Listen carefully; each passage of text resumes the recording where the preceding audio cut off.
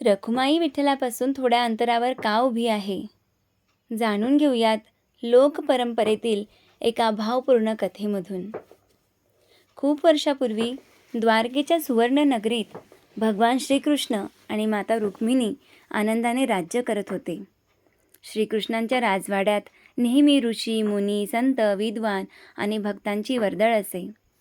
रुक्मिणी माता स्वतः सर्वांची प्रेमाने सेवा करत असत. त्यांच्या हातच्या अन्नाचा सुगंध संपूर्ण राजवाड्यात दरवळत असे.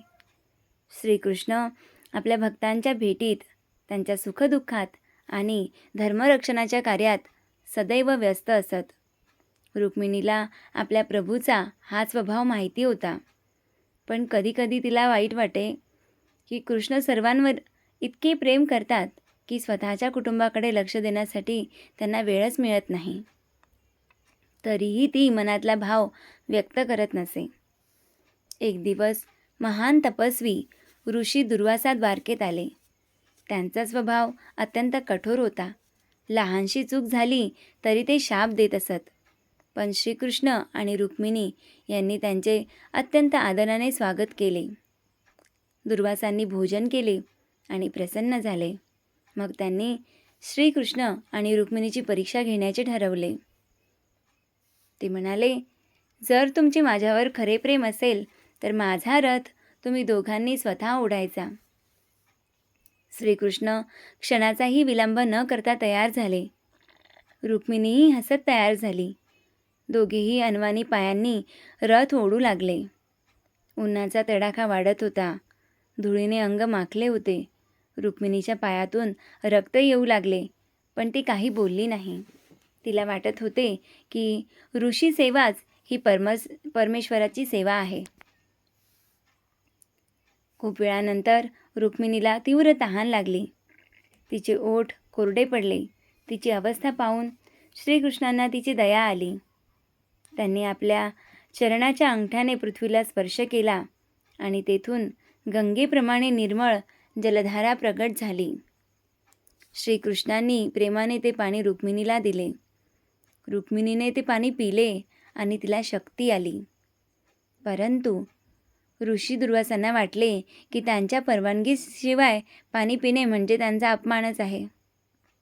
त्यांच्या डोळ्यात संताप उसळला.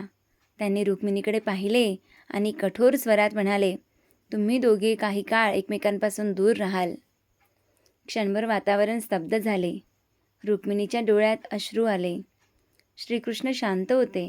त्यांना माहिती होते की ऋषींचा प्रत्येक शाप भविष्यात एखाद्या मोठ्या लीलेचे कारण ठरतो. काळ पुढे सरकत गेला. एकदा श्रीकृष्ण आपल्या भक्तांच्या भेटीसाठी निघाले. भक्तांमध्ये रमणारा कृष्ण प्रत्येकाच्या प्रेमाला प्रतिसाद देत होता. अनेकदा भक्तांच्या हाकेला धावत जाणारा कृष्ण उशिरा राजवाड्यात परत येई. रुक्मिणीच्या मनात हळूहळू विरहाची वेदना वाढू लागली. तिला वाटू लागले की प्रभूंना भक्तांवर जितके प्रेम आहे तितका वेळ त्यांना माझ्यासाठी नाही. हा राग नव्हता, हा प्रेमातून निर्माण झालेला विरह होता. एका दिवशी रुक्मिणीने शांतपणे राजवाडा सोडला. कोणालाही काहीही न सांगता ती दक्षिणेकडे निघाली. अनेक नद्या, डोंगर, जंगले ओलांडत ती एका शांत वनात पोहोचली. त्या वनाला पुढे दिंडीर वन म्हणून ओळखू लागले. त्या ठिकाणी तिने श्रीकृष्णांच्या स्मरणात कठोर तप सुरू केले. दिवसेंदिवस तिचे ध्यान अधिक गहिरे होत गेले. ती एकच प्रार्थना करत होती, प्रभो, तुमचे प्रेम मला कधीही दूर होऊ देऊ नका. दरम्यान द्वारकेत रुक्मिणी दिसेनाशी झाल्याचे समजताच श्रीकृष्णांना तिच्या विरहाची जाणीव झाली. त्यांनी सर्वत्र शोध घेतला, पण त्यांच्या अंतःकरणात एकच भावना होती, रुक्मिणी रागाने नाही तर प्रेमाने दूर गेली आहे. आता मी स्वतः तिची समजूत घालायला जाईल. आणि तेव्हाच श्रीकृष्णांनी एक अद्भुत निर्णय घेतला. त्यांनी राजाचा वैभवशाली पोशाख सोडला, भक्तवत्सल रूप धारण केले आणि दिंडीर वनाच्या दिशेने प्रस्थान केले. श्रीकृष्ण दिंडीर वनाच्या दिशेने निघाले. पण यावेळी ते द्वारकेचे राजाधिराज म्हणून नव्हे, तर आपल्या प्रियेला समजवण्यासाठी निघालेला एक प्रेमळ पती आणि भक्तांसाठी सर्वस्व अर्पण करणारा परमेश्वर म्हणून चालले होते. त्यांनी साधे पिवळे अंगवस्त्र परिधान केले, गळ्यात वैजयंती माळा, कपाळावर तेजस्वी तिलक आणि मुखावर नेहमीसारखे मोहक हास्य होते. त्यांच्या पावलांनी पृथ्वी धन्य होत होती. वाटेत ज्या ज्या गावातून ते गेले तेथील लोकांना त्यांच्या दिव्य तेजाची जाणीव झाली. अनेकांनी त्यांना नमस्कार केला, पण ते कोणालाही आपली ओळख सांगत नव्हते. त्यांच्या मनात एकच ध्यास होता, रुक्मिणीला परत आणायचे. दुसरीकडे दिंडीर वनात रुक्मिणीचे तप दिवसेंदिवस कठोर होत होते. ती पहाटे चंद्रभागेच्या पवित्र जलात स्नान करी, तुळशीची पूजा करी आणि श्रीकृष्णांचे नामस्मरण करत. तिच्या तपामुळे संपूर्ण वन पवित्र झाले होते. पक्षी तिच्या आसपास निर्भयपणे बसत, हरिण तिच्या जवळ येत आणि मंद वारा जणू तिच्या जपाला साथ देत असे. वनातील ऋषीमुनी म्हणत, अशी पतिव्रता आणि भक्ती आम्ही कधी पाहिली नाही. अखेर श्रीकृष्ण दिंडीर वनात पोहोचले. दूरवर त्यांना ध्यानात मग्न असलेली रुक्मिणी दिसली. क्षणभर ते थांबले. तिच्या भक्तीचे तेज पाहून त्यांच्या डोळ्यात प्रेम दाटून आले. ते तिच्यासमोर जाऊन उभे राहिले, पण रुक्मिणीने लगेच डोळे उघडले नाहीत. तिचे ध्यान अखंड सुरू होते. काही वेळाने तिने डोळे उघडले. समोर श्रीकृष्ण उभे असल्याचे पाहून तिच्या डोळ्यात आनंदाश्रू आले. पण विरहाच्या वेदनेने तिच्या मनात अजूनही एक हळवा रुसवा होता. ती शांतपणे उठली, श्रीकृष्णांना नमस्कार केला, पण त्यांच्या अगदी जवळ जाऊन उभी राहिली नाही. काही पावले अंतरावरच उभी राहिली. श्रीकृष्ण हसले. त्यांनी विचारले, रुक्मिणी, अजूनही माझ्यावर राग आहे का? रुक्मिणी मंद स्वरात म्हणाली, राग नाही प्रभो, पण मला आज संपूर्ण जगाला एक संदेश द्यायचा आहे.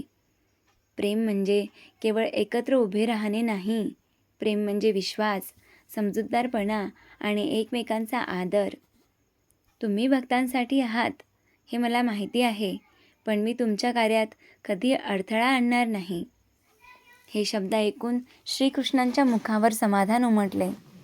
त्यांनी उत्तर दिले, रुक्मिणी, म्हणूनच तू माझी शक्ती आहेस. तू माझ्यापासून दूर नाहीस. हे शरीराचे अंतर आहे, मनाचे नाही. त्या क्षणी संपूर्ण परिसर दिव्य प्रकाशाने उजळून निघाला. देवांनी पुष्पवृष्टी केली, ऋषीमुनींनी नमस्कार केला. त्या दिव्य क्षणात श्रीकृष्णांनी भक्तांसाठी एक नवीन रूप धारण केले. हात कटीवर ठेवून, विटेवर उभे राहून ते विठ्ठल या रूपात प्रगट झाले. तर रुक्मिणी माता काही अंतरावर उभ्या राहिला. ते अंतर वादाचे नव्हते, तर जगाला एक गूढ संदेश देणारे होते. काळ पुढे सरकत गेला. त्या स्थानी पुढे पंढरपूरचे पवित्र क्षेत्र निर्माण झाले. लाखो भक्त विठ्ठल रखुमाईच्या दर्शनासाठी येऊ लागले. प्रत्येक भक्ताच्या मनात एकच प्रश्न निर्माण होई, रखुमाई थोड्या अंतरावर का उभ्या आहेत?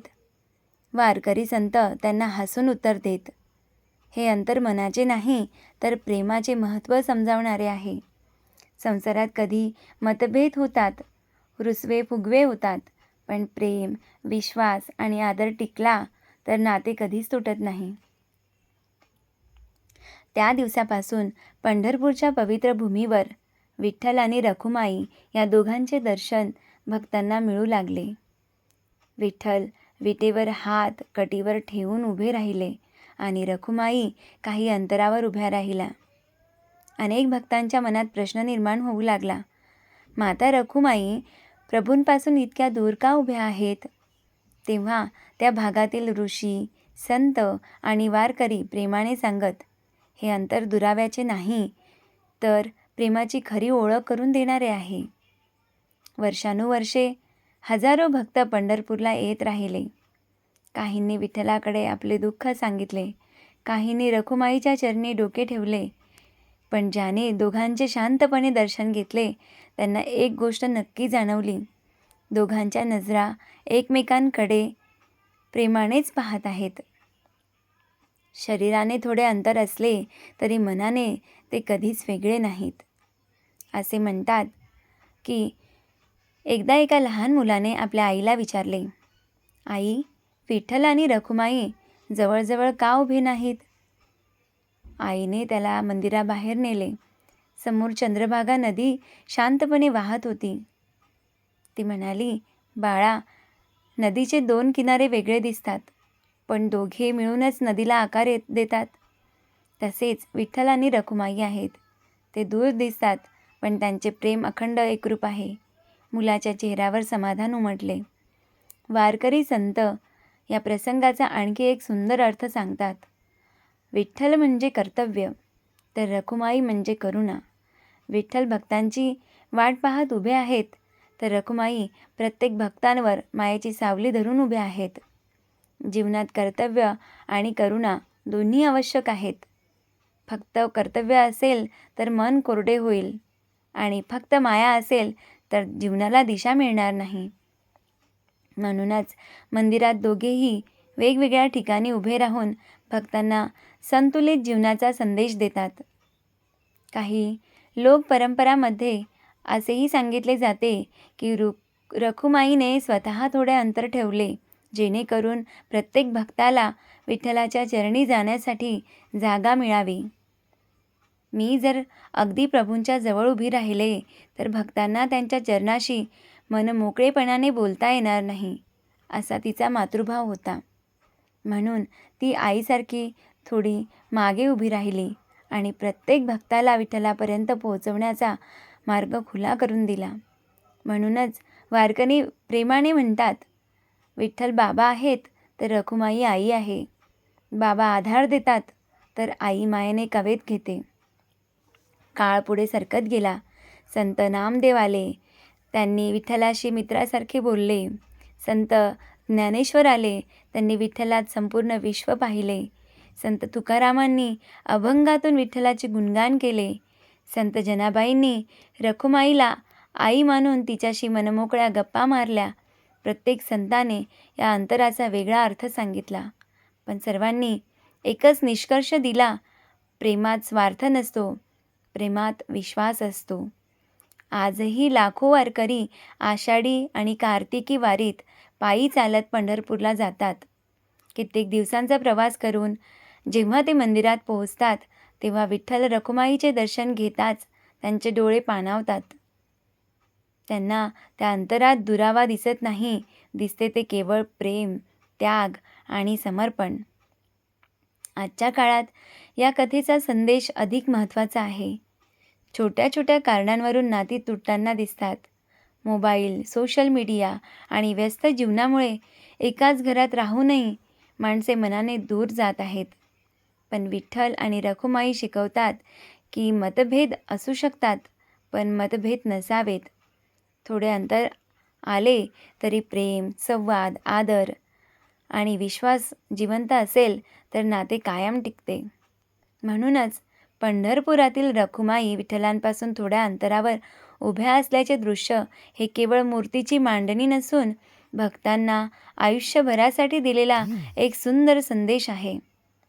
नात्यात प्रेम असेल तर अंतर कधीच दुरावा बनत नाही, ते विश्वासाचे रूप धारण करते.